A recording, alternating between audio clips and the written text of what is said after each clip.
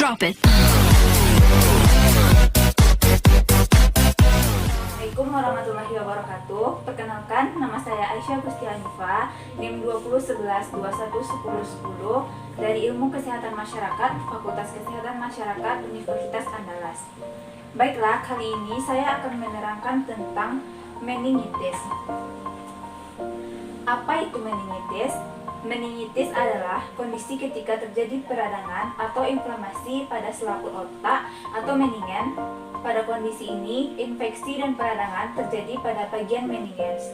Meninges merupakan lapisan pelindung yang mengelilingi otak, saraf tulang belakang, serta cairan cerebrospinal.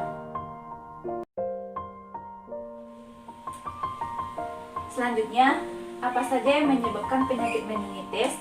Penyakit meningitis tersebut disebabkan oleh bakteri dan virus. Antara lain, bakteri yang pertama adalah bakteri meningococcus. Ditularkan melalui udara seperti saat batuk dan bersin, serta pertukaran air liur seperti ciuman dan menggunakan alat makanan yang sama.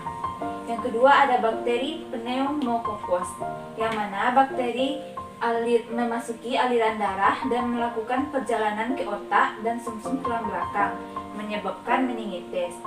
Yang ketiga ada bakteri Haemophilus influenza, salah satu penyebab meningitis dan biasanya menyerang pada anak-anak. Jadi bagaimana gejala dari penyakit meningitis ini? Baiklah, selanjutnya saya akan menjelaskan tentang gejala meningitis, yang mana jika kita terserang penyakit meningitis ini, kita akan merasakan demam, yang kedua merasakan ngantuk, yang ketiga ada sakit kepala di bagian belakang, yang keempat sensitif terhadap cahaya, yang kelima kita merasakan mual atau muntah, yang keenam nyeri pada persendian, yang ketujuh ada ruam-ruam di sekitar kulit, dan yang kedelapan akan terasa kejang-kejang.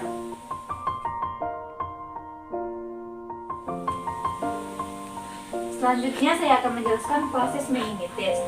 Proses meningitis yang terjadi pada otak. Infeksi bakteri dapat mencapai selaput otak melalui aliran darah atau hematogen dan pada umumnya berkolonisasi di saluran pernapasan bagian atas dengan melekatkan diri pada epitel mukosa nasopharyngeus.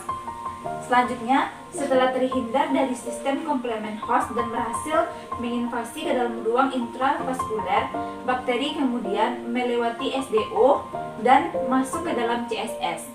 Lalu memperbanyak diri karena mekanisme pertahanan CSS yang rendah.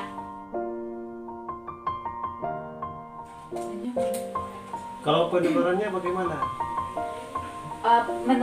Penularan meningitis, penularan penyakit ini dapat menular melalui batuk. Jika seseorang yang terkena meningitis akan batuk di dekat orang yang tidak terserang penyakit, maka virus tersebut akan menular melalui orang yang batuk tersebut.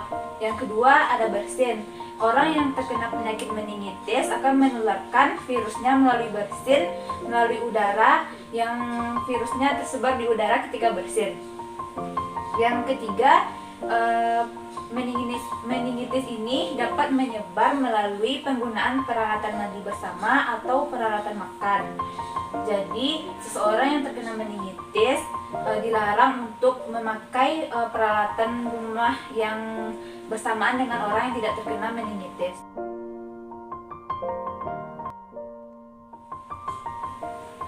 Selanjutnya, pengobatan meningitis. Pengobatan penyakit meningitis ini diberikan sesuai dengan penyebab dan etiologinya. Meningitis viral umumnya bersifat self-limiting, maka diberikan terapi sistematik dan istirahat. Jika disebabkan oleh virus HSV, pengobatan diberikan selama 14 hari. Terapi kortikosteroid yang direkomendasikan untuk mengurangi inflamasi.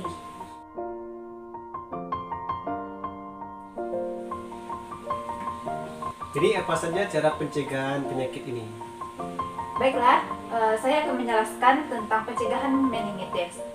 Pencegahan meningitis ini dapat dilakukan ketika bayi, yaitu pemberian imunisasi pada bayi Yang kedua, kita harus menjaga jarak dengan orang yang terkena meningitis.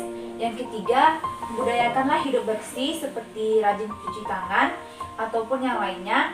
Yang keempat, tidak bertukar dalam satu makanan dan minuman dengan orang lain. Yang kelima, tidak bertukar alat mandi bersama. Dan yang keenam, rajin cuci tangan dengan sabun.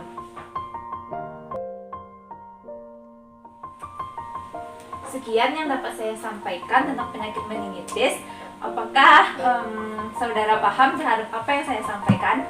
Ya, saya paham terhadap apa yang saudari sampaikan dan saya lebih tahu itu apa penyakit meningitis, penyebabnya, penyebarannya dan bagaimana cara mencegah penyakit ini. Baiklah, terima kasih banyak atas waktunya. Semoga saudara paham terhadap apa yang saya sampaikan dan bisa menerapkannya dalam kehidupan sehari-hari.